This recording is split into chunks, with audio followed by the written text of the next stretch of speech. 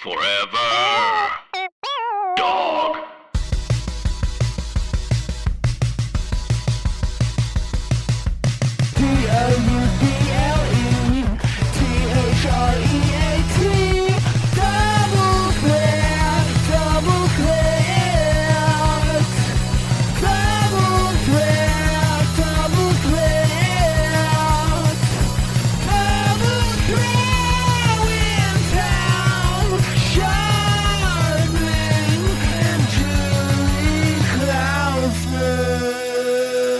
Double Threat back. Here we go. Here we go. My name's Tom. My name's Julie. And we are the stars of Double Threat, not the hosts, because that would mean that Forever Dog could slide us out and to pull a Valerie's family on us, but they're not going to get to do that. Valerie Solanas. Yeah, that was when they replaced Valerie Harper with Valerie Solanas. That was she killed everybody in the cast. Turn when she wrote that manifesto about Jason Bateman. She didn't kill everybody. She just shot them. Yeah. Now that was funny. It was a good. I thought the show kind of put a little fresh air in it. It's like when they add a new cast member to a sitcom, right? And then there's just more moves you can make. That's what that was when Valerie Solanas joined the cast of Valerie's family. Yeah, and Candy Darling was like the next door neighbor. And then Rick Shapiro moved in, and you're like, isn't that a little early for him? And he was like, you tell me, I'm not a morning person. And then I realized it was all a dream that I had. Yeah. You sure that's a dream, not a nightmare? Well, you sure this doesn't? Ask My Meds is the name of my new show. Well, that one sounds kind of, I'm going to say that's a soft nightmare. Well, speaking of nightmares, I'm really excited that Halloween is coming up. Are you? Oh, yeah. What a great time to wear a costume in your home that only you can see. You can dance around in front of a mirror. Or you could go door to door with no mask. That's an option.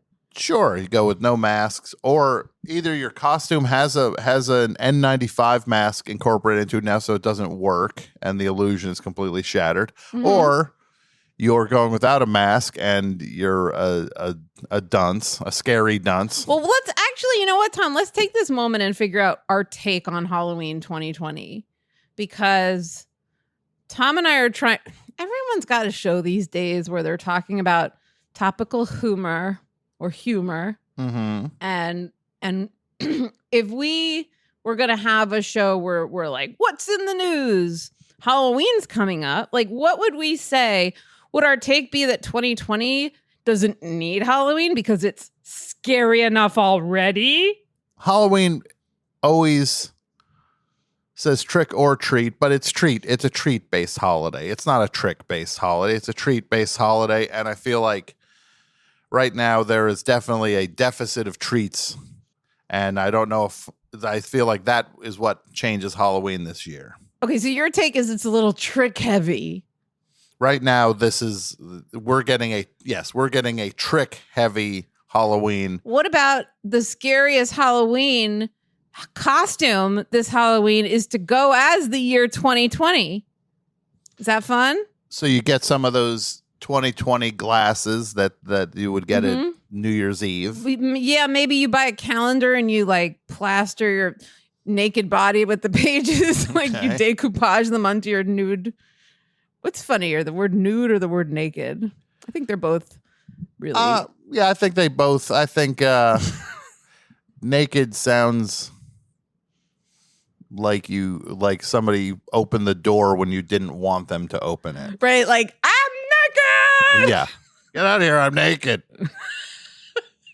Get out of here, come on in, I'm nude. As opposed to like anyone up for a nude and then you fill in the blank, like anyone up for a nude scavenger hunt. Yeah. I'm naked, get out of here. I'm nude, want to go for a swim? I'm nude, come on in. What if it's, I'm naked, come in. Yeah. Yeah. I'm nude, go away. People just be like, I don't know anything anymore. This is confusing.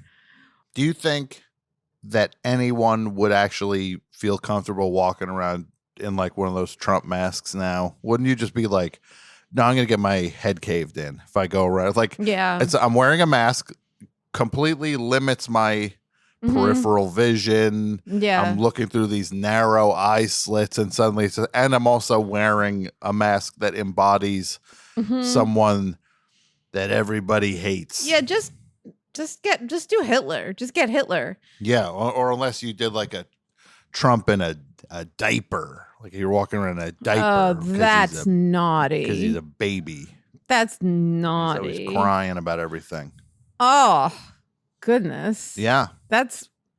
Why do I sound like Mae West thinking about maybe Trump in a diaper with a rattle? Well, that sounds like a good Halloween costume. Mae West and Trump. Gaga goo goo. Why don't you come up and burp me? Because I can't do it myself. The Mae West baby. Is that why you burp babies? Because they don't know how to burp? They get the air stuck in. You got to help move it out. Why can't they do it themselves? They can't do a lot themselves. I'm not telling them to go to job on a factory line. Mm-hmm. So you feel like there's a good chance that a baby should just figure it out. Let her rip. Yeah. Look, they have no problem going to the bathroom. Yeah, if that's what you're calling it, because I'll tell you this, they certainly don't make it to the bathroom a lot of the time. They always fall short. And some of them have hair and some don't. Yeah. Some of them have upsettingly dark and plentiful amounts of head hair when they're born. Gross and wet, like where it's wet. It's wet. It always looks wet. It's definitely wet. It's definitely like, like I don't know. I feel like men in like 60s TV shows, whenever their hair was like stuck to their forehead, like kind of, it was either product that was stuck. You know what I mean? Like they kind of look like creepy bankers from like Maude. They look like all these babies look like they look either like William Macy on Maude, or they look like what's his face, the guy from all those movies would be like, oh yes, I'm trying to go to the Edward G. Robinson. No, not Edward G. Robinson. They'd be like, man, I'm trying to go. The guy who's like, what's the guy who's like Peter Lorre?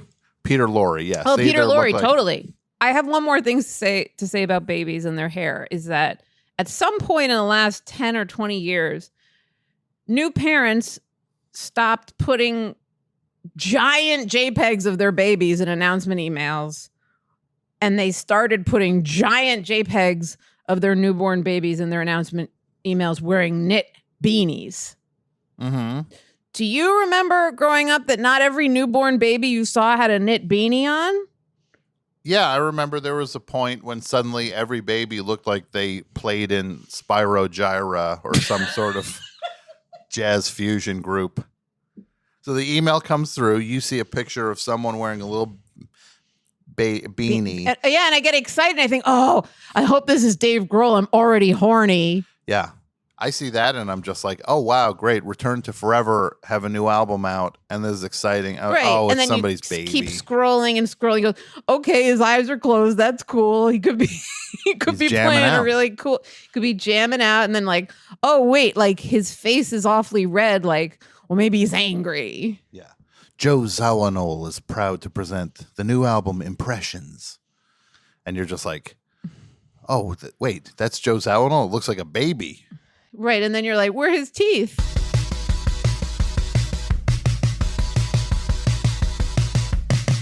My friends, breaking up with your old wireless provider just got a whole lot easier thanks to Mint Mobile.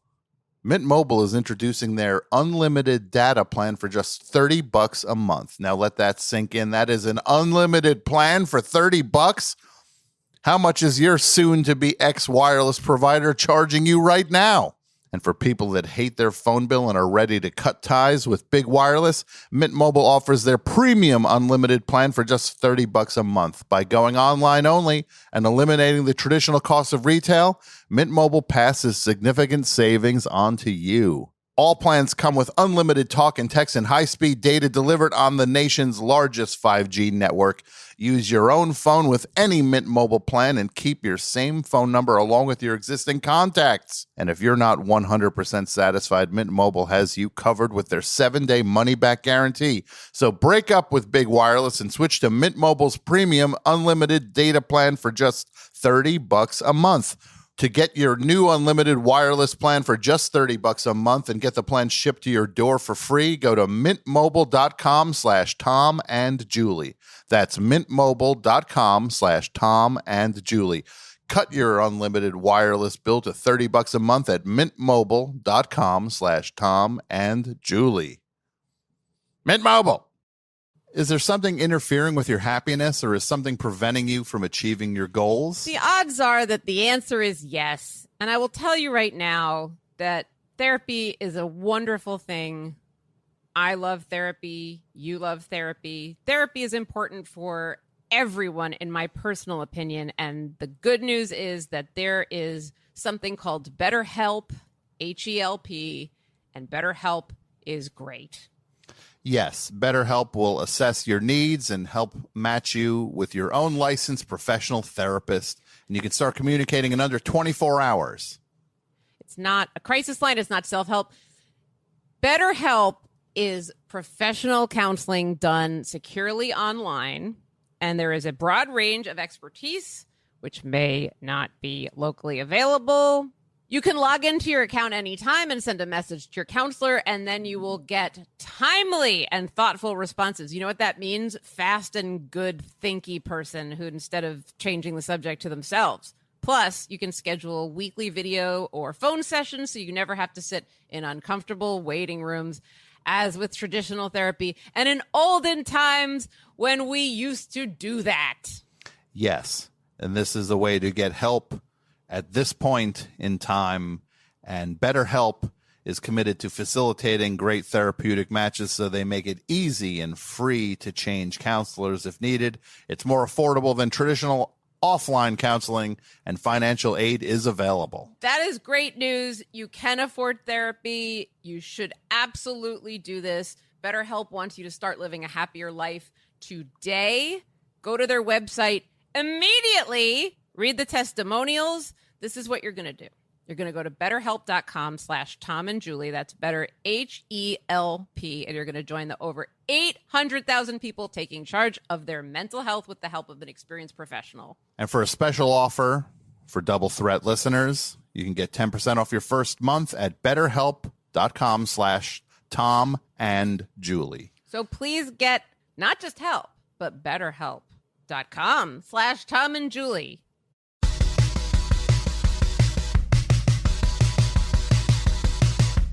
Hey, look at this. Look what I got.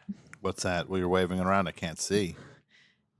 It's the Oriental Trading Company Halloween catalog. Okay. Do you ever get one of these in the mail? No. Well, Brett, do you know what these are? Yes, yeah. I haven't got one recently, but I remember I used to get them all the time. They're like the most fun catalogs ever. And I just moved to a new apartment, and it's addressed to... Well, I won't give his name out. Well, that's not yours. You have to return that to him. It's crossed out, and you know what's circled is current resident or. Yeah. So it's, then that's mine. an exemption. You're allowed to.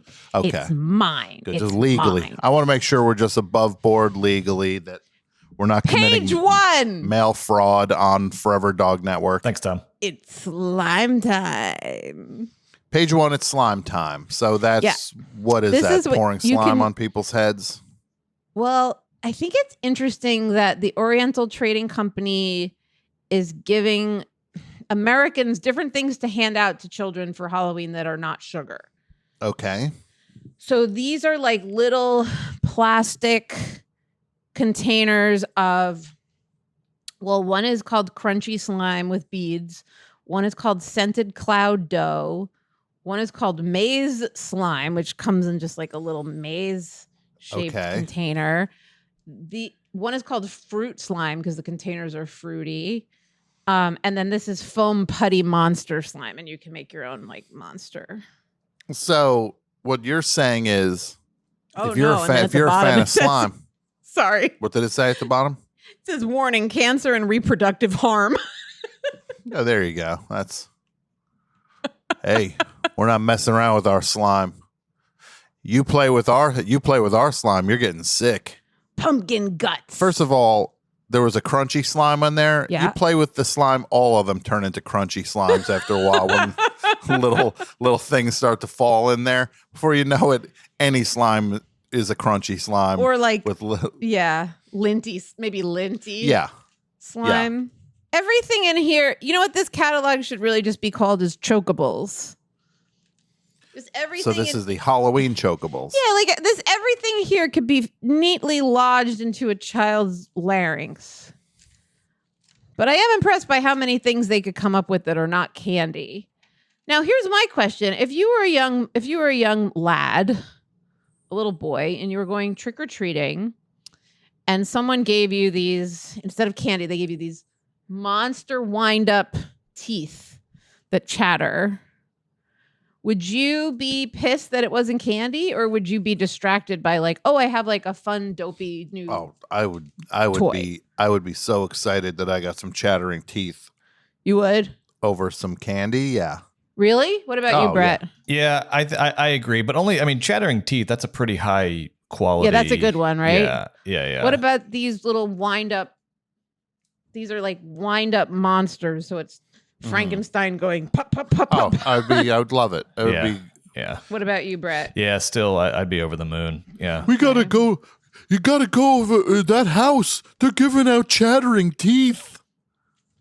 Then, like, the word gets out in the neighborhood, just like, Yeah. this street is good. They give out full size Snickers bars, and that house is giving out chattering teeth. Then you get there, and they're not. They're out of chattering teeth. They're just giving you they're just quarters actually like throwing their own. They're taking pliers. out of their and they're own mouth. pulling out their own Yes. mouths. Yeah, and dropping it in your little candy bag. Well, maybe I'm a food addict, but I think both of you are wrong, because if somebody decided to hand me a piece of plastic instead of, some processed sugar in like a wrapper of some kind, I would lose me mind with rage. all you gotta I'd be do is so just- upset. You go to that next house, you're getting candy there. You're not going to some neighborhood where they're just giving out knickknacks. How long were you out for? How many hours did you pound the pavement on Halloween? Did you ever go home? Oh, did you ever go home and unload and like Oh, yeah. take another? Absolutely. How many times? I do rounds on that. I How tell you many now, if I rounds? was trick or treating now with Uber and stuff, you could You imagine how can't good Uber. Can you imagine how good I would be at Halloween now with Uber? That's I'd cheating. be just like, you can't Uber to first of all, places. there'd be like some sort of app that would say where the good candy is, who's giving Yeah, good stuff maybe. out. Then you get in an Uber. What you say? Fill haul up the ass trunk. over- You don't even get out of the car. No, you go over to the house with the good stuff. What you do is you bring 6 costume changes in your Uber, and you just tell the driver to hang tight. You go up, get the good stuff. Maybe say, "Oh, my brother's at home. He's sick. Can I get one for him too?" You get that. Then you run back to the Uber, quick costume change. And then it's like, I'm his brother. I'm well now. I had a miracle. Now you just keep doing costume change. Suddenly you're like Cher up in that thing, and then Cher in concert. Just 10 What if the costume Uber changes. driver is a? What if the Uber driver want to look at your butt when you're changing? How about that? You let them play with the chattering teeth for a while. Say, here, play with these chattering teeth on your dashboard. I'll be right back. And then the kicker is what you do is you go back the next day, and you just go like On the first? you go You back can't on go November back on 1st. November No, 1st. This is what you do. You go Tom. back and you go, I was so sick yesterday. I didn't get to trick or treat. No. Do you have anything left? No, at this point, this is charity. You're asking for charity. You're going, instead of trick or treat, you're going alms for the poor. You go back on November 2nd, and you almost have that like a thing where you're just like, I know you have candy in there, and you're making yourself sick. Just give it to me, and you'll feel better about this, so you don't eat it all. And then it's November 4th, and it just becomes funny games. Yeah, Where you go in and you tie up the couple. Yeah, you climb through their chimney. Yeah, you terrorize the family. What was your favorite, like, what was like the candy, like, holy grail for you? Like the one piece of candy where you're like, oh my god. Full size Snicker bar. Full Okay, size. that's it. That's all it takes to make little Tom happy. Is like you can go right now and get any like at a Little corner Tom, store. Big Tom, any Tom. Well, full size Snicker. I'll just zip my lip, and you got me for a good 10 minutes now. You bought 10 minutes of just me. It's like a trank. You know what dart. was my favorite when I was a young lady? Let me see if I can guess. Let me see if I can guess. Okay. There's two, and they're basically the same exact thing. They're very boring, actually. Now I'm ashamed of myself. You like Werther's Originals? No, I'm not. How old do you think I am? No, I feel like you were a kid. You were a kid. You were a very mature kid. The penny farthing. I like this house. There was a licorice Sue. There was it was the shape of a shoe. This house is giving out black licorice. You didn't guess my favorite candy, for real. My favorite so candy is like my Original. This made me so happy to get it, and it is boring and it is silly. Good and I don't know if plenty. they still make them. It's good and plenty. No. Mike and Ike. No, I'm just gonna tell you. Snow caps. You remember Symphony bars? Symphony bars. Brett, could you Google Symphony? Yeah, gladly. They were like an upscale like Nestle bar because the other favorite chocolate bar or candy I liked was just a plain Nestle bar, like with a red wrapper without the crunch. Just no crunch. Like plain milk chocolate, and for some reason, maybe it was sweeter than Hershey. Yeah, so these Yeah, I remember. Symphony, I remember that. I don't know if they still make them. A little too I don't rich know for my blood. Well, that's, I think maybe I was like aspirational and I thought like, wow, like I feel like a highfalutin woman of the 80s. Well, could you look at see if there was any like pretentious commercial? Maybe there was like classical music or something. I am obese. I am just 9. Meanwhile, at the Hershey factory, they're just dropping them same things. They're just like, should we put these in Hershey wrappers? Nah, make those Symphony bars. Hershey introduces Symphony, a masterpiece of chocolate. Wait, I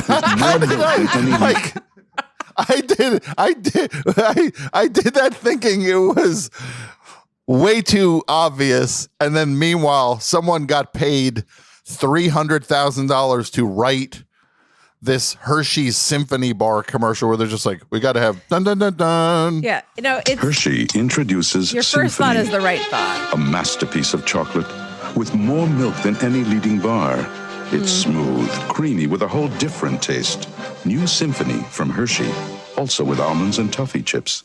I like it's the idea. It's just like, well, this is kind of a little classier than a Hershey bar. It's just like, then you always talk to some chocolate snob and they'll just be like, I tried eating a Hershey, I almost threw up. When like they're just like, it's like, stop it. It's like, yeah, of course it's crappy. I know that. We all know that. We all know this is not the highest grade of chocolate. What else? Certain chocolate bunnies I've had my way with have been a little bit disciplined. They're definitely going for the quantity more than the quality of it.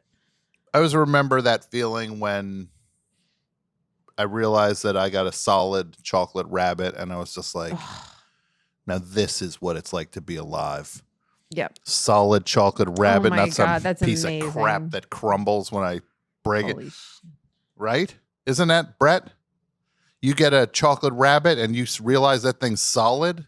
It's amazing. Oh, yeah. A Russell Stover, you realize you got a solid Russell Stover rabbit.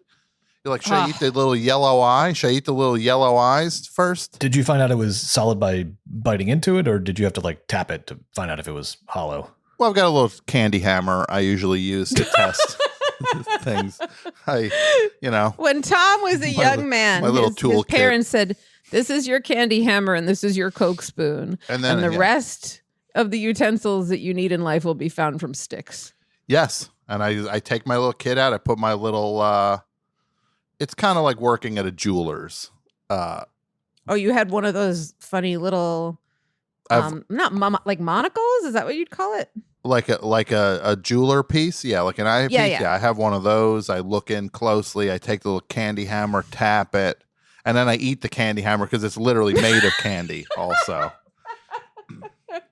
I'm like, let's test this out. And I tap it. Then I chomp my candy hammer. Then I'm like, I need another candy hammer in here. And then someone hands it to you like the way they'd hand a scalpel to a surgeon, only instead of taking it, you just put your mouth at the level that their hand is. And you gulp the hammer like they're feeding it to you. Yeah, and then you see a little hammer shape in my throat. And you suck it in the way like a cat in a cartoon has to suck a mouse down real fast, but you see his little tail. Yeah, exactly. Or the way like a snake would like swallow like a Wile E. Coyote, and then you just see a Wile E. Coyote shape or something in the body of the snake. Well, speaking of treats and candy, our friend Jason Gore went on Drew Barrymore's new show this week. And best show producer. Yes, the best, Dudio. The best of the best. And he talked about this new flavor of candy corn with Drew Barrymore, who has a talk show now, as does Kelly Clarkson. I haven't seen clips of Kelly Clarkson, although I did see people like on screens in the seats. Yeah, I actually got that very clip lined up for later in the show. The clip that was going around before the one of Jason, and I thought Jason did great, was Drew talking about not Python, but Python. Okay. A python. An actual, the animal, the python. A snake. Yeah. So, Terry Gilliam had very little to say about this particular python, as far as I know. But what if we just, oh my God, Tom, this is it. Because the weird thing, there's many weird things about Drew's News, which is the segment of her show where she goes over the news. But one of them is that there's no laughter because there's no audience there. What if we just make sure to pipe in Terry Gilliam's laugh track? Brett, what were you saying about this set? This looks like network. I was saying it looks like it looks like the like one of the news shows from Network that they were like competing against. Right. You know, one of these like classic sort of old like Edward R. Murrow totally like, news right sets. Or like the second season of Look Around You, or like when they first did Weekend Update, kind of like. You guys want me to like keep tossing out references that prove to you that I've seen television, or shall I? I still don't think you've seen television. I need 2 more. Remember the snorks. CNN reports that a 62-year-old ball python has laid 7 eggs, even though she hasn't been near a male snake in over 2 decades. Is she 62 or 16? Sneaking out for a little fun. Stop. This story resonates with me because Tom, what is your reaction to that? My first thing when I see this is this color scheme of all of this is very troubling. It's like she's wearing like a brown and beige top that blends right into the background of the set and into her own hair. And it's just like weirdly flat. I'm shocked at how like lifeless a new show would be in terms of its color palette. Is that fair to say? Am I going down the wrong road early? I just want to know what that 62 or 16 things means, because I just don't. I don't get it. Oh, no. We're going to get there in a second. Okay. Then her desk is also legitimately messy. Like it's actually. Yeah, it's cluttered with. It's a maniac. It's a hoarder. It's got garbage. It's a maniac. It looks like there's like 3 newspapers on it, a pair of upside down reading glasses, a mug. Yeah, it's just a madman. Like it's like a workspace. Yeah. It's really messy. She's wearing a wristwatch, which I like, but look, she looks amazing. I always like Drew Barrymore. She's a movie star. Yeah. She's a Barrymore. I'm going to say, I think Drew Barrymore's beautiful. Like, when people think they discover like secret beauty. Well, the worst is when they're like, Meryl Streep isn't a typical, like, shut the fuck up. Stop. Don't even finish your sentence, because I'm going to slit. Yeah. I'm going to slit our throats at the same time. I've got steak knives in both hands. Yeah. Please. Don't trick or treat at that house. Why? She's got steak knives in her hands. Is that her costume? Is that her costume? Or is she giving out steak knives? Neither. And that'd be the perfect thing. If you're like a real sneak, you give a kid a steak knife, it rips a bag, and then you just go right behind them. You pick up all their candy. Oh, that's a great idea. This story resonates with me because I haven't been in captivity with a male for quite some time either. I have my 2 daughters and my cup runneth over, if you know what I mean. I'm good. However, when I usually fill out medical forms and they ask, is there a possibility you're pregnant? I'm usually like, not a chance. But now she's making me rethink and get scared and curious and wonder. Listen, this mama python, she got it done. And although it is certainly suspicious how, I say, live your bliss. What was that? I just don't know. I don't know. What does she mean when she says that she's 16 or 62 going out for a night on the town? And who swings their sunglasses around like that? Is that like what a stripper does with a bra? She's swinging her glasses around, and she's like bending. She's like rocking back and forth. I think I'm kind of into it. I think I see what the appeal of this is now. And I just don't get the jokes when she says, I've got 2 kids at home. My cup runneth over, if you know what I mean. I'm like, with cum? Well, I'm going to watch this show. And fine. Be my guest. Jason Dudio Gore was on it as a candy correspondent. Sure. I'm proud of our guy. I'm proud of Jason Gore. I ain't got nothing bad to say about Jason Gore. And I have compassion for what Drew Barrymore has survived, and she's gorgeous. But I don't know if Drew's news is I just wonder about a female comic that could have had that. I don't know. Maybe who cares? Who the fuck cares? Who should have had that slot? Meg Statler. Okay. Doing the same exact thing, but as a character. You've seen Meg's stuff, right? Think so. She's brilliant. She's so funny. Meg Stelter. God damn it, Brett. I'm sorry. Oh, no, I'm glad you corrected me. I'm mad I know at who Meg myself. Stalter Right is. here on the Forever Dog Network. Well, fuck you both.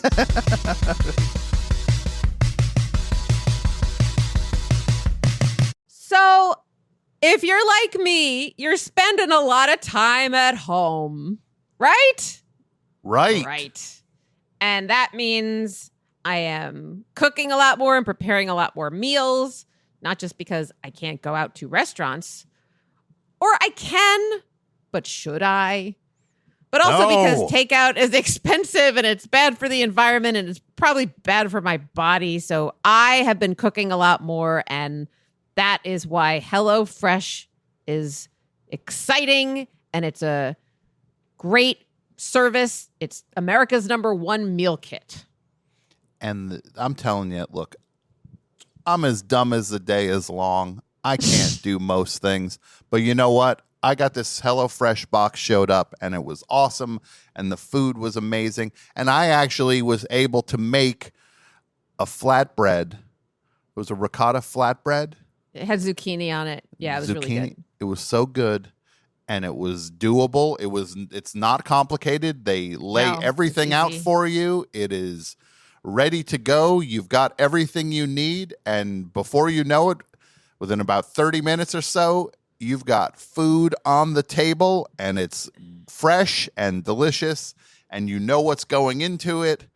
You cannot go wrong with HelloFresh. And there are low-calorie, vegetarian, and family-friendly recipes every week. They have fresh, high-quality ingredients every week, and everything is measured out, so there's not a lot of waste, and 90% of ingredients are sourced directly from growers to ensure the freshest recipes are delivered to your door. And by the way, a word about waste. If you live alone, it's always depressing to have a meal kit that's like, this is for your family. And you're like, what if my family is me and my cat and my Peacock account?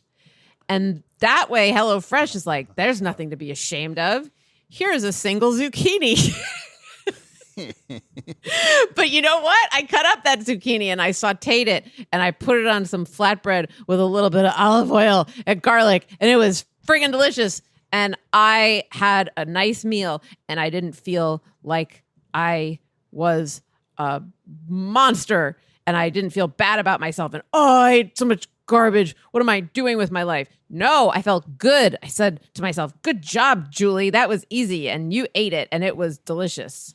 And it's good food and it's fresh and you know what you're putting into your mouth and you can cook it in a relatively easy way in a short amount of time. And next thing you know, you're eating, you feel like a celebrity chef. Yeah. So what you're going to do is you're going to go to HelloFresh.com/TomandJulie80 and use the code TomandJulie80 to get a total of, guess what, $80 off, including What? free shipping 80? on your... I said 80, baby! So you get $80 off, including free shipping on your first box. Additional restrictions apply. Please visit HelloFresh.com for more details. But again, it's HelloFresh.com/TomandJulie80 and use the code TomandJulie80 to get $80 off. Hey there, it's Lindsay Kaitai and Kelly Nugent from Teen Creeps, the podcast about YA pulp fiction. We love trashy teen horror, and whether you'll admit it or not, you do too. So cinch up those side ponytails, push your pogs to one side, fire up your 56K dial-up modem, and subscribe to Teen Creeps only on the Forever Dog Network. New episodes every Wednesday.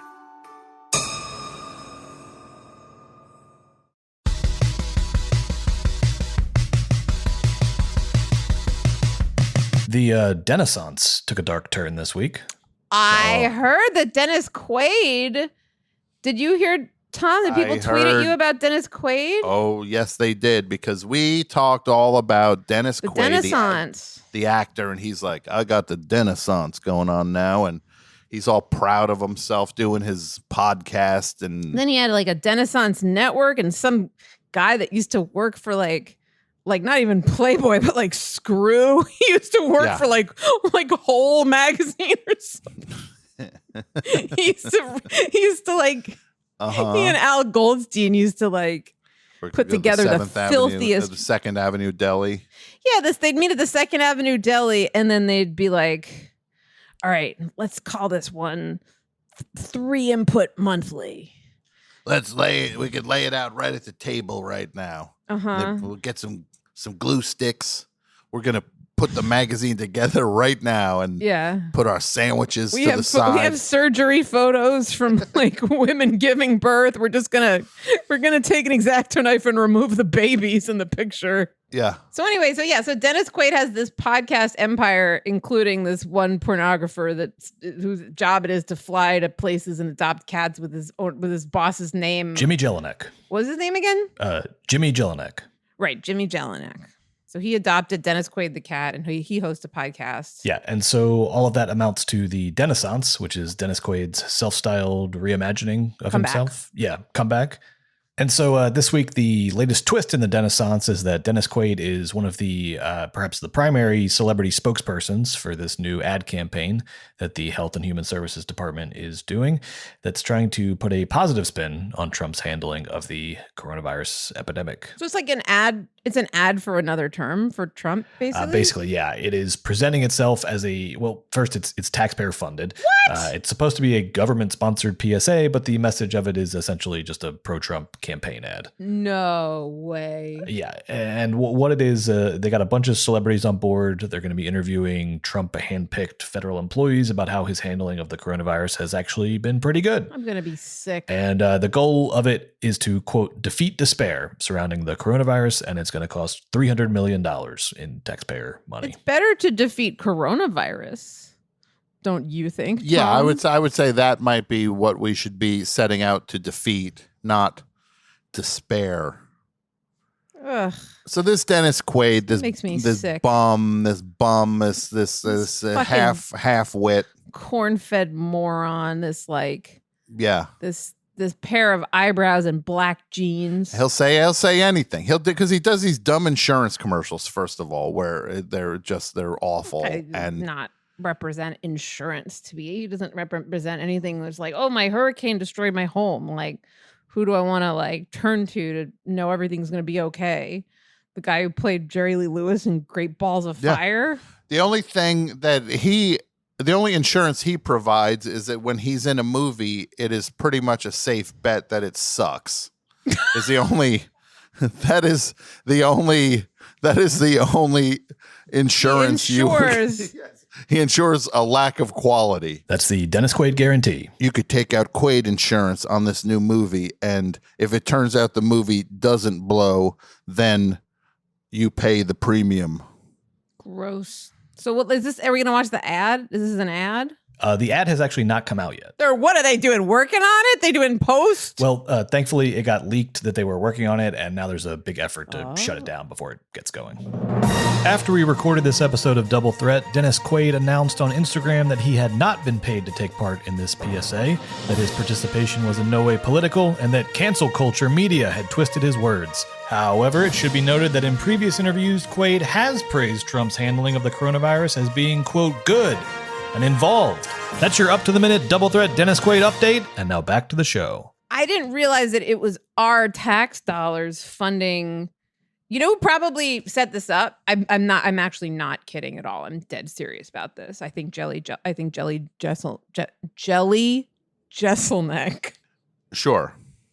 set this up. Jelly There's Jesselneck no did it. question that Jelly's jelly prints are all over this. Jelly's Jesselneck is behind this, and what would you want on Halloween, Julie, if somebody put a copy of like a guild screener of Dennis Quaid movie In Good Company, dropped it in your little candy bag, or if they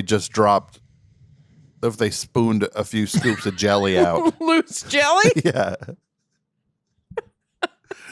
What would you do if you were trick-or-treating and you open your pillowcase and then somebody just pours, like they just start spooning jelly into your bag, ruining all the candy.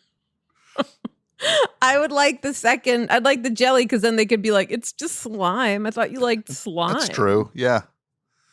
What about if they put a couple scoops of jelly in and then poured like a scoopful of ants right after it, and they're just like, now your candy's ruined. Well, then you'd be like, now the jelly's ruined. Yeah, but it's all over my candy. These candies are all in pretty secure plastic wrappers because of perverts, meddling with them. Yeah. In the past. Still would, if that happened to you, rinse would you it do? off. Go it's home. fine. You take home the and pillowcase in one of those big sinks that, if you're lucky enough to have a laundry room or like a mud room, there's like a big sink right next to the washing machine. Sure. You dump your pilly case full of jelly. Don't you just imagine being a parent and the kid comes home in their Batman costume, like crying. What's wrong? What happened? What's wrong? I went to the house and he put jelly in my bag and then put ants in, and it's all all my candy's ruined. What house? That one I took an Uber to a different neighborhood because I read on the app that there was good candy, but this guy. We'll talk about that in a second. So someone turned out it was a sponsored ad that he took out on the app. It wasn't an actual highly rated house. So he opened the door, and then what happened? It's like on Yelp when you have to scroll past the paid ads and see what people actually like. I know. And don't order from those places on Seamless either. But then what happened? Someone opened their door. How did you know it was jelly? We had a giant jar of Welch's. And a spoon or like a ladle? It was like a kind of like one of those serving spoons, not an actual deep, not as deep as a ladle, but like definitely bigger than like a serving spoon. Okay, and then what happened? So you said trick or treat? He said I got a treat for you. And he scooped 2 scoops of jelly in my bag. Then he said, hold on, now I got something great for you. And then he threw a handful of ants in my bag. Oh, no. I'd say, this is what I would say. 2 things. First of all, forget this candy. Tomorrow, I'll go with a $20 bill. I'm going to buy you more half-price candy than you even know what to do with There's tomorrow. no tomorrow on Halloween night. That doesn't exist in a child's mind. I'm just There's going to no say, tomorrow. here, eat this Charleston Chew. No, this is what you do. You're Well, having this conversation with one parent. I'm not saying all homes are 2-parent homes, but just hopefully there's someone else in that home, whether it's like a brother, a neighbor.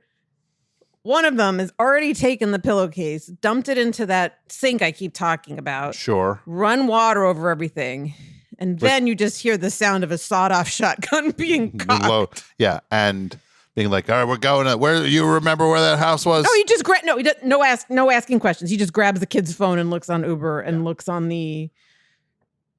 your trips. Yeah, sure. Going back.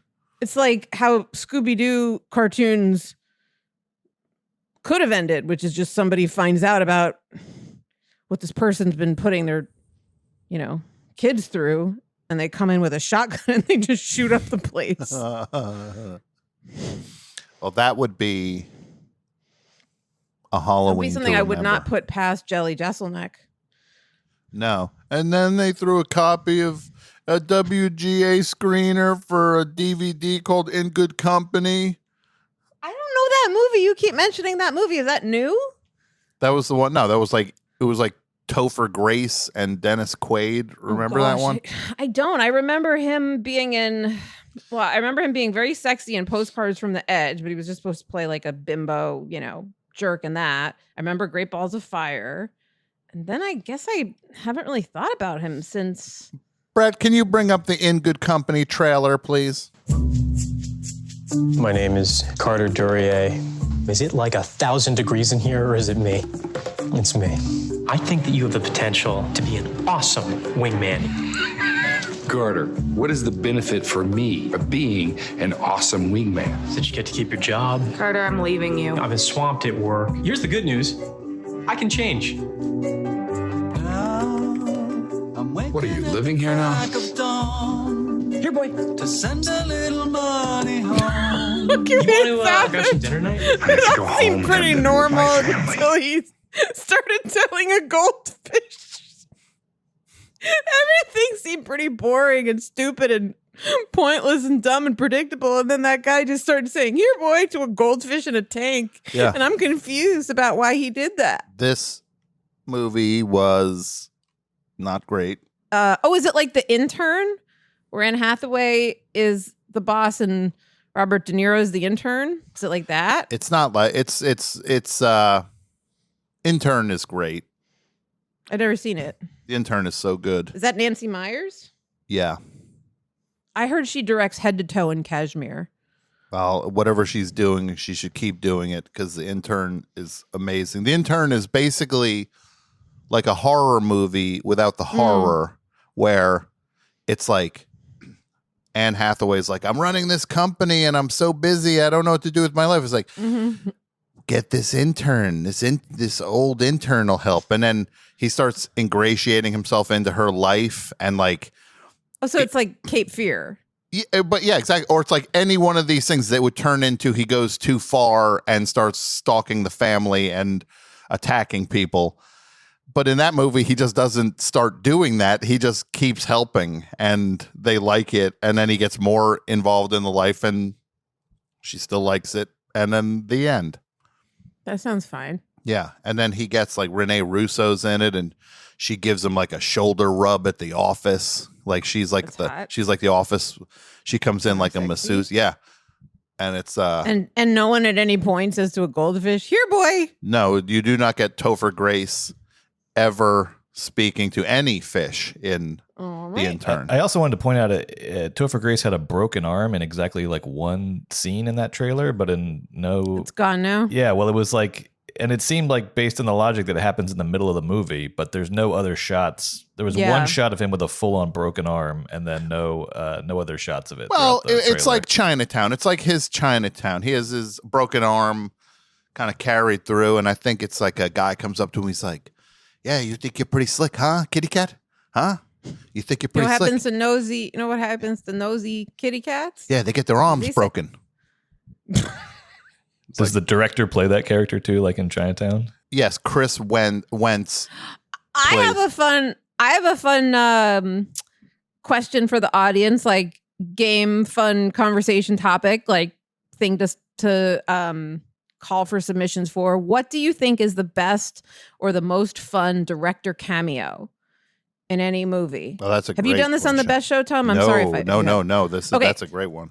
I want to know what your favorite director cameo is in a movie, and the stranger the better, because I know my answer right now. Let's hold off. Yeah, if you guys, this could be a fun segment. If you guys want to send in your submissions for the best director cameos, we can do a countdown. Should I come up with one for the next episode? Yeah. I was going to say, I think some of the best actors ever are directors. And it's just so interesting to me, like, you could do it's your movie, you know what I mean? Like, you could control every last thing that you wanted to do this, and it is so funny and interesting to me. So let's accumulate submissions for that. What if it's a 2-tiered thing where it's like, what is the best one where a director acting in their own movie? Yeah. Because then there's also, what about directors acting in other people's movies? I love that too. I think that's a separate category, because I think there are, like, I think Gary Marshall was a better actor in Lost in America and in Soap Dish than anything I've ever seen him direct. Mm-hmm. I think that guy was such a funny actor. Speaking of Chinatown, John Huston and John Chinatown, Huston, yep. And I'm here to talk to you, Mr. Gitz. I want to know. Well, I want to hear more about this Drew's news, Mr. Gitz. Forget it, Jake. And she takes her glasses off and she goes, "It's Chinatown." Who told her that was a human gesture to do? And by the way, I want to know also, I'm not criticizing, I'm genuinely asking, when did women, pretty fashionable women, all decide to start wearing little Colonel Sanders ribbons and having their collars buttoned all up to their neckies and having a little black bow and looking like Miss Prissy from Foghorn Leghorn But you don't Streams? know. I mean, I can't believe you're not aware that Drew Barrymore also manages a Cracker Barrel after she finishes her shift on the talk show. She has to, like, hurry over. Our So specials she are wears- insane. I always love Cracker Barrel, where it's the kind of thing, it's like you go to Cracker Barrel and you have to ask, as somebody who doesn't eat meat, you have to ask if literally any part of it has meat in it, because they're just like, they're like, well, we have broccoli, a side of broccoli. It's like, does it have meat? It's like, oh yeah, it has bacon in it. It's like, okay. Yeah. Is it just I've like, never been to a Cracker Barrel. well, it's fun. Say it's a perfect place to go if you want to have a very hard time cobbling together an order for you to eat, and a very easy time picking out a rocking chair that they sell. They sell rocking chairs. It's amazing. They make it much easier to buy a rocking chair or a country music CD. You get a Trisha Yearwood CD. Well, I will say, but then being does the spinach? It's like, oh, the spinach is cooked in bacon grease, and it's yeah. I have a question. Not a question. I have a comment. I love gift shops, and I have heard. Don't tell me if I'm wrong about this, but Cracker Barrels do have gift shops. Cracker Barrel. One half of the Cracker Barrel is a gift shop. You have to walk through the gift shop to get to the restaurant. I'm telling you, next road trip. Next time you're driving around, you see a Cracker Barrel, you pull over, you are going to flip. That is a top-notch gift shop. I love a gift shop. That's my favorite part of going on any vacation. I know there are people that like going on vacations where they're, it's like very remote and there's nature, and I like nature. I like, peace and quiet. But when I see a gift shop with like hand plastic wrapped cubes of fudge, are you kidding me? This will be you at the gift shop, the Cracker Barrel. It'll be like, you'll say, ooh, I didn't know the Judds had a new album. And then you'll get that. And then you'll be like, oh, a sweatshirt with the name of this town we're in right now. I'll What get one if of those. The only clothes I wear are from gift shops.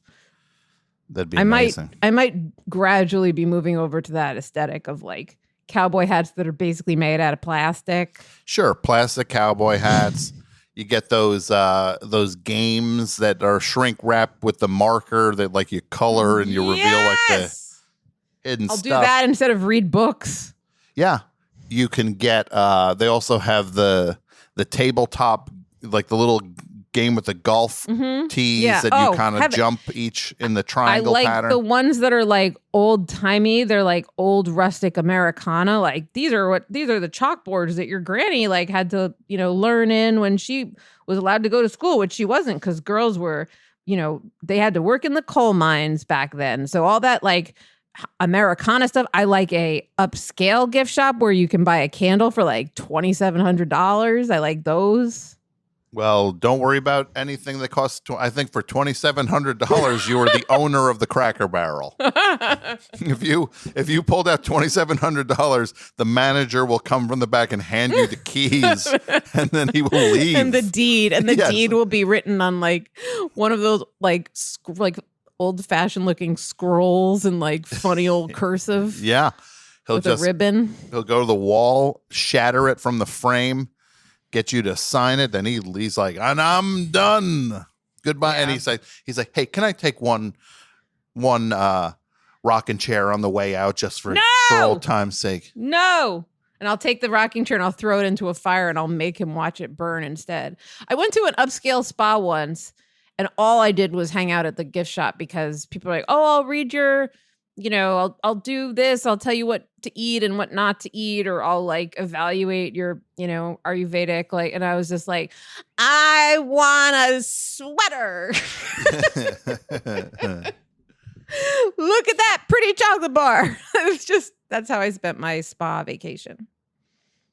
I love a gift shop. That's what we learned about ourselves. And by ourselves, I mean me today. Yeah.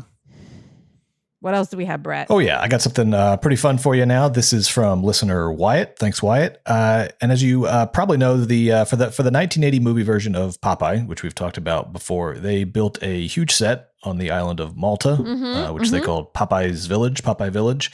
And apparently the leftover carcass of this Popeye Village set has been turned into a theme park, also called Popeye's Village. And I'm going to share this video with you here now. You get the COVID-19. How would you do that as Popeye? Get some COVID-19. Anybody got a credit card to chop this cocaine up? And they have not closed for COVID. They are open 7 days a week. Of course they have not closed for COVID. They actually expanded their hours. New COVID hours. We do not close. 24/7. Yeah. Tom and Brett, why can't we go? Should we start a Kickstart? Where's there something where people could give us money we can go on this trip from hell and have camera? It's a documentary you're basically raising money for, right? Yeah. Yeah. So welcome to Popeye Village. Hello, I'm Popeye the Sailorman, and that's Oliver. Hi. Welcome to Sweet Heaven Village, and come and see us, of course. Well, first of all, let me say that is a definite pre-spinach Popeye right there. That Popeye is in dire need of some spinach. He is not muscular. Can you please play the last thing he said? Because he was very clear. He's like, I'm Popeye, this olive oil, come and visit us. And then he's like, ugh. And that's Oliver. Hi. Welcome to Sweet Heaven Village, and come and see us, of course. Come and see us, sir. Hold on. Does he say? Come to the village and come and share us. Go. I think he says, come and visit, of course, so? Come and visit, of course. Go. Can you play it one more time? I'm Popeye, and this is Oliver. Hello, I'm Popeye the Sailorman, and that's Oliver. Hi. Okay, hold on. Wait. I'm asking. There's more to say. Hi, I'm Popeye the Sailorman, and this is Oliver. Like, his impression gets worse every time his impression. He's doing an impression of Popeye. Like, And first of all, he just seems to be squinting with both eyes. First of all. Both eyes. He's Popeyes. He's Popeyes, yes. Hey, Popeye the Cellarman, and what is this? Olive oil. And she's like, hi. She's not doing nothing. She's keeping her own dignity. I've been in scenes with people like this. You just keep smiling and you think of the bath you're going to take at the end of the day. Yeah. There's one of those ones if you're auditioning for a thing and they start pairing people up in auditions, you're just like, well, neither of us are getting this job because of you. Like, you're tanking my audition. You're so bad. I'm not going to get this part either. There's just a stink in the room now. Like, is he bad though, or is he just strange? Is he just making some strange choices? And isn't that what the 1982 Popeye is all about? Let's just hear it one more time. Hello, I'm Popeye the Cellarman, and that's Olive Oil. Hi. Do come to Sweet Heaven Village and come and see us, of course. that is like, I think a child is being attacked. It's being hosed down. Popeye the Cellarman, and this is Olive Oil, and come and see. That Popeye looked like a bargain basement Dave Franco as Popeye. I'm into it. What are they doing to these children? That one with the hat backwards looks like he's in pain. And they couldn't have had any music that in any way invoked like like that stuff is public domain. That was written in 1804 and they couldn't use it. Like, it's like, what if we put some faceless contemporary music on the top of this? It's like pillow under their shirt being like, I'm daddy. I'm walking through the house. I'm dad. Look at this. Like, it's like they colored in a beard with just like Sharpie or something. Yeah, it's like a magic marker, and they just stick a couch cushion, like a couch pillow under their shirt. Yeah. Somebody needs to buy very expensive deep fake technology and superimpose me and Tom and Brett's faces on these three people dancing like Popeye, Olive, and Bluto. And here's the thing. Don't tell us who's Bluto. You know what I mean? Like, don't like gender. Yeah. Don't assume gender-wise or anything-wise that one of us has to be. In fact, let's take a vote. Who do you think should be? Who should the three of us play in this inevitable group suicide? I'm going. I don't care if you guys are coming with me or not. I'm going. This is where I'm going to live now. November 5th, I'll be in Popeye Village doing the podcast from Popeye Village. Yeah. Hey, this is Julie in New York. The Popcast. This is Tom in Popeye Village. And welcome to Double Threat. I'm going to need so much more information about either this or less information before I buy get my passport ready. I think you just pull the trigger on a ticket right now. On the gun in my head? No. Oh, fine. Popeye Village. I want you to be happy. I don't feel like either of you are committed to going, and all I've done is express my commitment to going. I'm 100% on board with this. We're committed. We're committed. You get there first, though. Okay. You just get there first. Okay. Wait, what? No way. No, somebody's got We go all, says QAnon. Yeah. We're the Q Musketeers. Pizzagate. They had a basement in the pizzeria. Spinachgate. Yeah, Spinachgate. Now, this Popeye thing is where the movie was shot. Yes. And they never changed like the set. They built the set and then they abandoned it. And yeah, they abandoned it. The way a hermit crab would say, "Oh, look at this old, cylinder that used to hold breadcrumbs. Now it's my home." Yeah. It's like where there's still buffalo on Catalina Island. Is that true? They just they shot a couple westerns out there and just left the buffalo. Oh, that's cool. There. Do they mess up the buffalo? Do they ever mess up the Catalina wine mixer? Yeah, you got to put a big fence around the Catalina wine mixer every year. Otherwise, the buffalo will stampede through and knock all the wine over. I think I'm writing Step Brothers 2. Add some buffalo to the mix. Where the buffalo roam. Brett, you have anything else? Well, it's your call. Do you want to call it a week or see the premiere of Vin Diesel's first music single? I want to hear Vin Diesel's song. Let's end with Vin Diesel's song. So Vin Diesel released his first music single this week called Feel Like I Do. Feel Like I Do by Vin Diesel. And I'm going to play you a little bit of that song here and then show you what it looked like when it premiered on the Kelly Clarkson show. So Kelly Clarkson is, like Drew Barrymore, a new talk show host, new daytime talk show host, right? I think she's been doing it for a while. I think she's been doing it for a couple years. And who do you think should be the next one of that type of celebrity that would be a great fit for a talk show? Because look, I'm Team Ellen all the way, and I'm never gonna waver with that. No, the only thing I'm disappointed at is this whole backtrack thing now.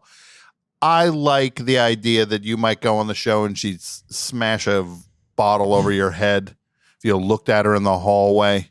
Who's the next celebrity that should get a daytime talk show? Yeah, who would be good? Rachel Ray's dog. You think Rachel Ray's dog would be good? Yeah, because it seems like Rachel Ray just wants to like take a nap on the couch at this point. And her dog seems, I think she's got a pit. Okay. I'd love to. So the dog. Wouldn't you love to see a pit bull host a cooking show? Oh my God. Where you just like. You put all the ingredients out. You have the cameras like everywhere, like on the ceiling. And then you're like, everybody, welcome, Rocky. Yeah. And then what if they just have like a celebrity chef, like a chef's on making food. And then if the dog can get their mitts on the food at any stage of the thing, that's just how it goes. Oh, we'd be like, he will. Well, we were going to make this chopped chicken salad here, but Rocky ate all of the chicken. I'm telling you, it's such a good idea to have a cooking show where everything's set up for a celebrity chef. The audience is all on their feet applauding. Yeah. The announcer says, ladies and gentlemen, welcome, Rocky. Rocky is let loose. He goes up and down the aisles, so excited to see the audience. Well, if you're going to do that, if you're going to have one dog do that, why not just have 6? Okay, so have 6 dogs host a cooking show. Yeah, wouldn't that be the best? Suddenly just like, and here come the MUTTS. And then they come in from every entrance point and they just run around. Some people are getting to do crowd work. Others figured out where the ingredients are. Someone found out where they come out with the already finished dish to show people and it's not really edible because they have shellac on it. That dog's like, yes, it is edible. Yeah, watch this. And then some dogs are just in the crowd getting scratches. And then another One fell asleep. Has figured out how to open a refrigerator door and then is just trashing all the food. One attacks a cameraman violently. And then it's like, coming up next, Lauren Hutton. We want a daytime cooking show hosted by 6 dogs. And 6 dogs and a chef. Who's the chef? Carla Hall? What about I don't want one of these boisterous. I'm so sick of the Emeralds and the Guy Fieri. I'm so sick of guys who are just hey, I'm what's his name? Tom Colicchio. I don't like those guys, and because they're all personality, and I just don't like that kind of personality, I suppose. Sure. Well, what about this? If one of the 6 dogs was secretly trained that when Emerald says "bam," that's like an attack, and he's like, and then we take the garlic here and bam, and then the dog is When you say one of the dogs, you mean all of the dogs. And Maul. Well, the other dogs follow the one dog's lead. The one dog's trained to initiate it, and they chase Emerald all around. Emerald's climbed on top of that sliding kitchen area for shows when they wheel it out so they could do the cooking segments. Emerald's climbed on top of that, hoping the dog doesn't get up there. And then one of them that's Marmaduke size gets on his hinders and starts pushing the car. Starts pushing it. He's like, no. These dogs are working in tandem with each other. A Marmaduke dog just puts his head down and is just pushing the thing forward like very effectively. And Emerald's like now he's like on a surfboard on top of this mobile kitchen area, trying to like keep his balance. I know it's a great idea. I also think because they also would learn to work with each other and get to know each other and have fun with each other. Like the monkeys, like those 4 guys were all cast, but they did have magic when they were cast together. And I think it's going to be the same thing with the MUTTS. And I would also pitch that every week we give them a new like attack word, and we don't tell that could very well be worked. It's like the opposite of the Groucho Marx thing with the word of the thing, except this word just makes the dogs go insane. Like, it's changed every week. Yeah, like you don't get $500 bonus prize. No, you now are. You're gonna get Marmaduke pushing that cart. Yeah. No, I think that's a great idea. And I also think the trainer who comes in every week or every other week to train them what word will excite them doesn't train them to do anything else. Yeah. Just like, no, I just focus on the new word that sets a dog off. And here's my question. Would you be a guest on that show? My answer is yes. Oh, absolutely. It'd be the greatest. I'll take my chances with the dogs. I'll take my chances.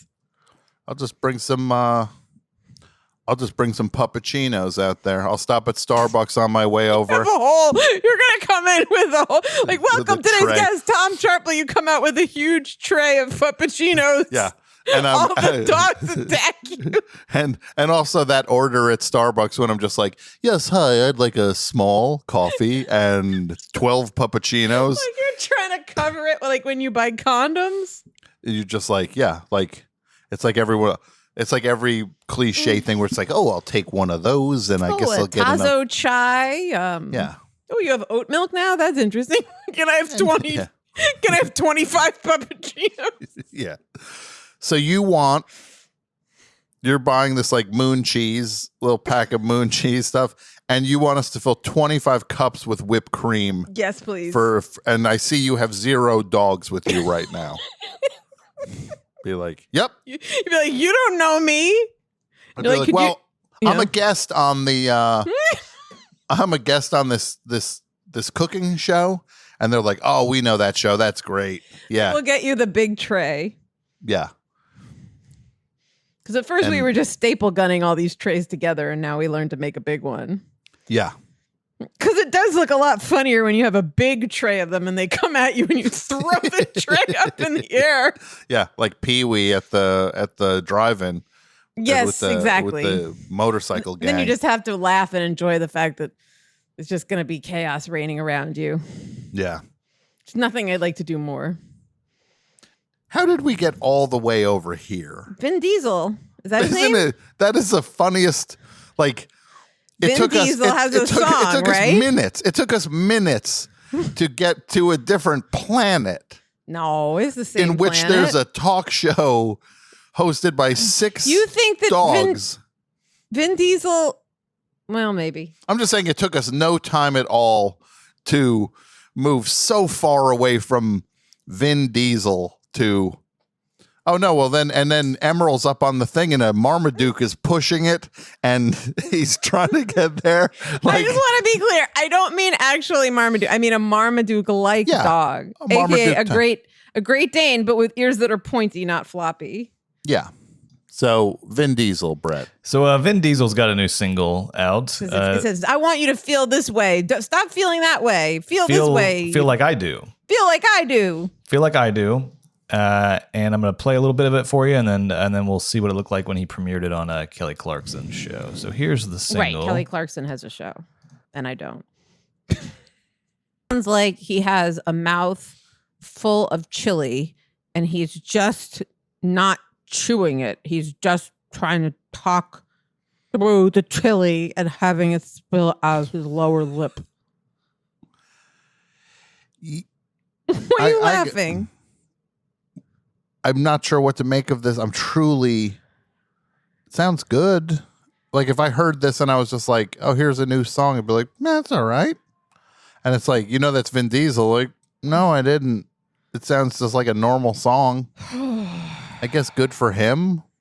Good for fine. No, I don't like what's on this screen now. I can say right off the bat, I'm seeing it is a bunch of domino-shaped screens that look to be about 3 feet high, that each one, and their space, and don't worry, these are socially distanced, by the way. Yeah, don't worry, the screens aren't too close to each other. Yeah, which is one of those overthinks that people are do, like, these screens can't be near each other. It's like, the people, they're screens.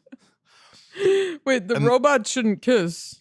They're spaced throughout the Kelly Clarkson show studio. Yes, Kelly Clarkson's got these virtual fans. Except, what's real in this set is the real guitars hanging on what is probably a fake brick wall in the back, and then some cool, like, backyard lights, like, strung up, like you're about to, like, put a steak on a grill, then grab one of them acoustic guitars and play Won't Back Down or something.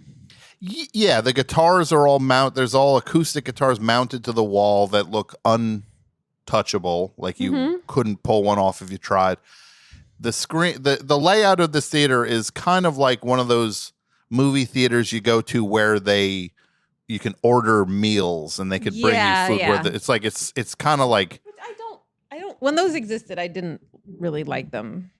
It's like kind of worse of both worlds. Like, I like restaurants when people bring me food, and I like movie theaters, but it just seemed like. Did you have an opinion about those? They still exist, and I saw The Irishman in one of them. Were they like, would you like anything else before part 17 starts? They're only starting the 75th reel of the movie. Do you want to check, or do you want your third meal of the day? Yeah, I'm gonna loop back and start with an appetizer again. Okay, because it's 6 p.m. and you might be hungry for dinner. Yeah, I had a sundae about 45 minutes ago. I served it to you.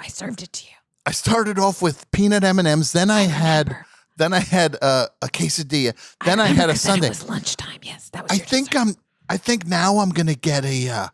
Do you have like a Mr. Good bar, or what kind of chocolate? Maybe. We do, but maybe just like a starter salad. Yeah, let's go with a salad. Okay. So this studio audience now, it looks like damned souls trapped in screens. Like they're trapped. It's like in Superman 2 when they were trapped and flying through space, just like oh. So I'm assuming what you're going to do, Brett, is play this, and we're going to watch all these people dancing around in their own little private dance party to Vin Diesel's song. Yeah, I'd say that's a really good prediction. And all I know is that Kelly Clarkson is about to debut Vin Diesel's song on her show, and these people are going to be the spectators to it. So I guess we'll see what happens here. Got one. It looks like remember when they did High Q on SCTV, and they were just like looks like Marty's character with the comb over. Lawrence Orbach. I think I saw 3 people who reminded me of Lawrence Orbach from High Q. Do you never see videos where someone, like a robot, comes in wearing clothes and moves towards the dogs, and the dogs are like, rah, rah, rah, rah. They're like, no. That's not a human. I don't appreciate that it's acting like one. Yeah, like the dog doesn't get it, but they know it's wrong. He gets it. He gets it enough to be like, I know what you're trying to do, and I hate it. Mm-hmm. These people all seem like they're being held hostage almost. Because that's the other thing is, what are the odds that, if Vin Diesel's going to be playing a show that everyone in the audience would react to it? Positivity. Like, there isn't one person who's just sitting there. Like, my wife wanted me to go to this taping. Yeah. I don't like, because they're also dancing they're dancing so they fit on the very narrow screen. They're all hunched up. And there's like people literally doing like finger dancing where they're just like index fingers pointing. It's just like, oh, this is. And I know that, like, from the point of view of the producers and the people putting this stuff together, I know that they're all like, look, we're all doing the best we can, and we don't have any rule book, and we don't know what we're doing. We're just trying not to, like, have to, quit and cancel the show. And I get that. And I respect the effort and the challenges of it. But like, this ain't it yet, you know? And it's also, I don't know. I am also kind of, not to be a bummer, but like, I'm kind of annoyed that the onus is on the producers of the Kelly Clarkson show to figure out how the world works today, as opposed to like people in charge of like, you know, dealing with the actual problem of this virus and how to contain it. Yeah. No, this is when COVID hits home. This is when COVID hits home.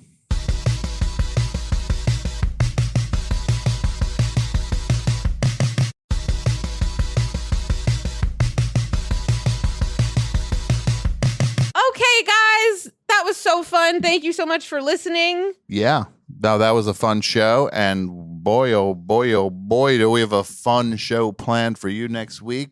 Surprise guest is going to be a good one. And we've been killing it with guests, and our guests are so great because we only choose people we're really excited to talk to, and they're not people that go on every other podcast. And you know, we don't just have them on because they're friends and we owe them favors. We have guests on this show because we're excited to have guests on the show, because we don't need guests on the show. If we can't get a great guest on the show, we're going to have no guests on the show. Absolutely. So when we do it, we want to do it. So we have such a great guest coming up next week.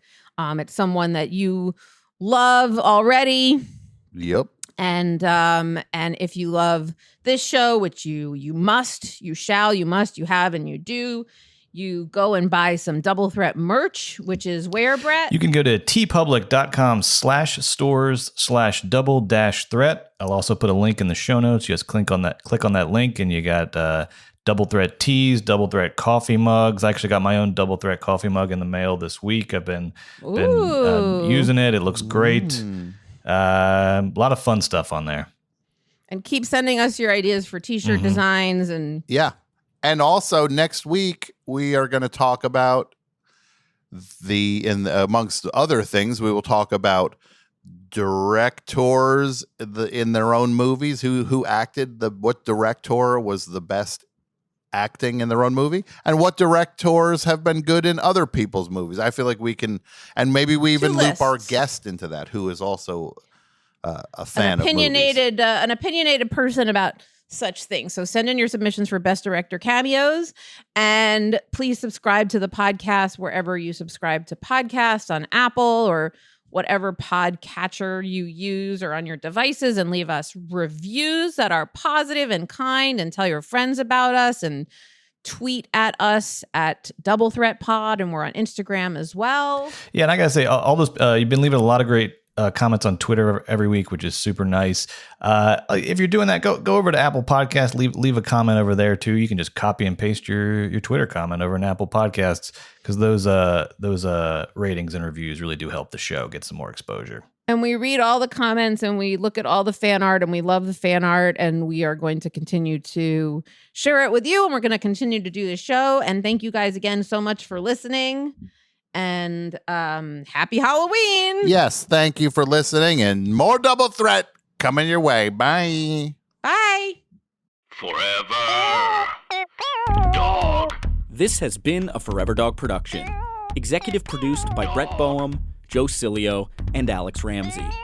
For more original podcasts, please visit foreverdogpodcasts.com and subscribe to our shows on Apple Podcasts, Spotify, or wherever you get your podcasts. Keep up with the latest Forever Dog news by following us on Twitter and Instagram at Forever Dog Team, and liking our page on Facebook.